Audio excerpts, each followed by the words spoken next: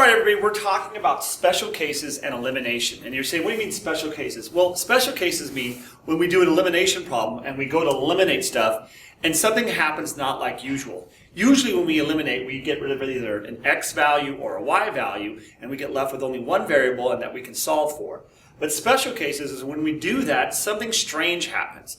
And so this is what we're going to be talking about in these next two cases. So here's your problem. Go ahead and write it down and go ahead and try to solve it really quick. Okay, so I'm hoping you try to solve this, and so I look at these two, and the first thing I need to do is figure out, okay, how can I make these eliminate? Because right now, if I add them, I'm going to have one x here, and if I add these, I'm going to have 1.5 y's here. That doesn't get rid of one of my variables, so I haven't eliminated everything, and this is why it's called elimination. It's because you're supposed to get rid of something. So then I say, well, how can I eliminate them? Well, the first thing I like to do is check and look at this first set of variables and say, well, how can I eliminate one of these? Oh, I know. If I multiply the bottom by 2, that would make these both the same coefficient, well, opposite coefficients, 2 and negative 2, and if I added those, that would eliminate it. But I always like to check both variables, so I'm going to go over to the next set of variables and look at this one. On this one, and I got to make this one slightly bigger because I got to get their signs in there as well. On this one, I have negative 3y and 1.5y. Well, let's see, if I wanted to get rid of the coefficients, make the coefficients the same here, I'd have to multiply the bottom by 2, because 2 times 1.5 is 3, and negative 3 plus 3 would make it go away. So either way, it's pretty easy. In fact, it seems a lot similar. So let's go ahead and do that. I'll just do the first ones, and we'll see what happens. So I take this problem, and what I'm going to do is I'm going to multiply the entire, oops, not the top one, because the top one's fine. I'm going to multiply the entire bottom one by 2, right? And so I'm going to rewrite my system over here with my changes. I didn't change the top, so I'm just going to write that again. 2x minus 3y equals 10.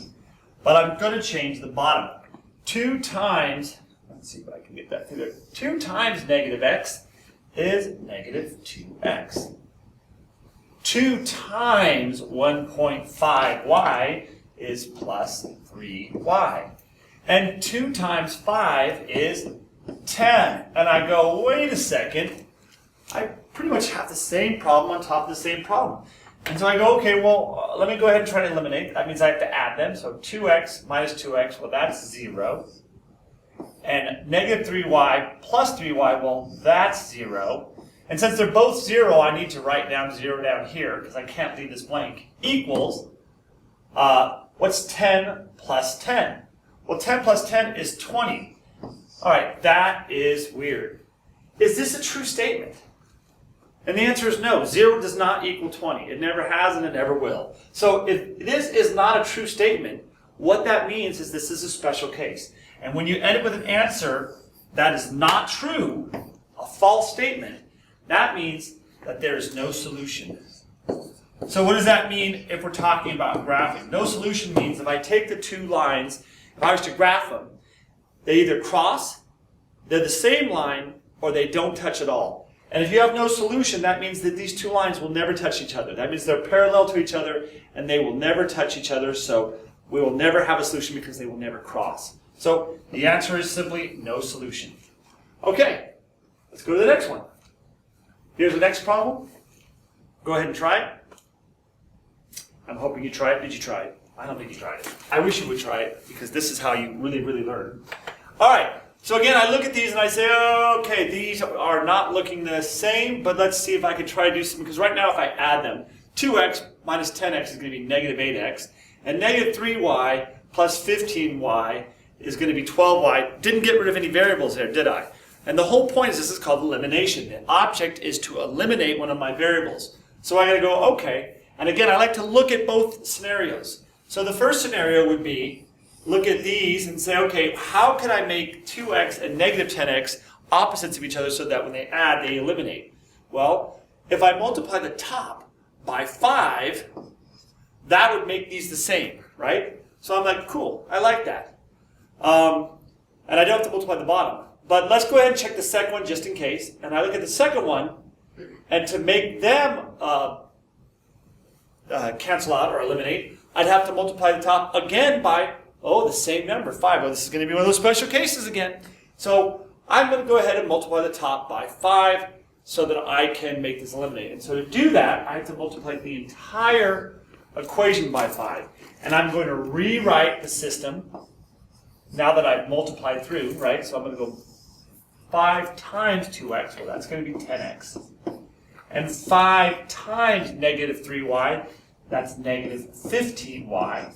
And 5 times negative 5 equals negative 25. And the bottom I didn't multiply by anything, right? So I can just rewrite that problem as is. So I'll just go negative 10x plus 15y equals 25. And then they look a lot the same, so I'm pretty sure I'm onto something here. But again, I have to eliminate it, so I'm going to add. So I add these 10x minus 10x, well, that's 0. And negative 15y plus 15y, well, that's 0. Again, they're both 0, but I can't just leave this blank. I actually have to put something down here, so I'm going to put 0 down. Equals, well, negative 25 plus 25, well, that's also 0. But again, I can't leave it blank. I have to pull it down. And I end up with 0 equals 0. I've eliminated everything. But the question again is this statement true or false? And I would say, that this is a true statement. 0 does equal 0. And the last one we had 0 equals 20, and that was false. But this is a true statement. And if it's a true statement, that means everything works. What it means is basically they're the same line. So remember, when you have a system of equations, you either have equations that cross, equations that are parallel, which means they'll never cross, meaning there's no solution, or they can be the same line. And if they're the same line, that means everything works. And so we're going to say all real numbers. You can also write it as all, and use the symbol for real numbers. And some people like to write just infinite solutions.